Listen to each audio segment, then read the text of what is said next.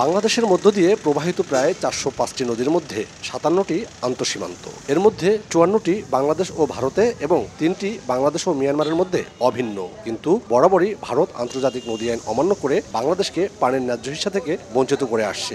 আগস্টে ভারত বাঁধের গেট খুলে দেয়া, এমনকি কোথাও বাঁধ কেটে দেয় ভয়াবহ বন্যার কবলে পড়ে ফেনী, নোয়াখালী, লক্ষ্মীপুর ও কুমিল্লা। এ নিয়ে ব্যাপক সমালোচনা হয় দেশ ও আন্তর্জাতিক মহলে।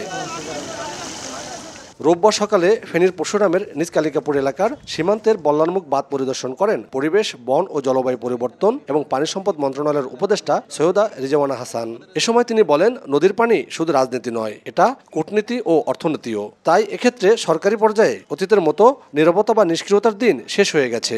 তারা কোন কোন স্ট্রাকচারের মাধ্যমে নদীগুলোর পানির প্রবাহ নিয়ন্ত্রণ করছে এবং পানি যখন বেড়ে যায় তখন আমাদেরকে তারা যেন জানায় নদীর পানি কেবলমাত্র রাজনীতি না, এটা কূটনীতিও, এটা অর্থনীতিও। হ্যাঁ, কাজে আমরা আমাদের মানুষের কথা, আমাদের মানুষের দুর্ভোগ, আমাদের মানুষের প্রত্যাশা, তাদের চাহিদা অনুযায়ী জানি উজানের দেশগুলোর সাথে কথা বলতে পারি। প্রতিবেশী দেশের নদীতে কোথায় বাঁধ আছে, কি পরিমাণ পানি হলে তারা পানি ছাড়বে তা জানানো হলে হয়তো বন্যা ঠেকানো যেত না, কিন্তু ক্ষয়ক্ষতি ও প্রাণহানি কমানো যেত বলে মনে করেন উপদেষ্টা। তিনি বলেন, ভারত বাঁধ কেটে দেয়, ফেনীতে কি পরিমাণ ক্ষতি হয়েছে তা জানার পরে তাদেরকে চিঠি লেখা হবে।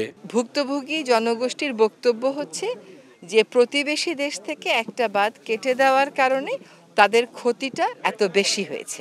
সরকারি পর্যায়ে ক্ষতির পরিমাণটা নির্ণয় করা প্রায় শেষ পর্যায়ে চলে এসেছে। বন্যায় ক্ষতিগ্রস্ত সোনাগাজীর মুহুরী রেগুলেটর প্রকল্প পরিদর্শন করেন সরকারের এই উপদেষ্টা। দ্রুত সময়ের মধ্যে দখলকৃত নদীর জায়গা উদ্ধারে সংশ্লিষ্টদের নির্দেশ দেওয়া হয়েছে বলে জানান তিনি।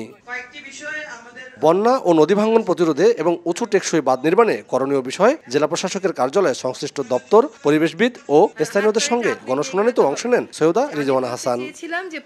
আতিয়া সজল, সময় সংবাদ, ফেনী।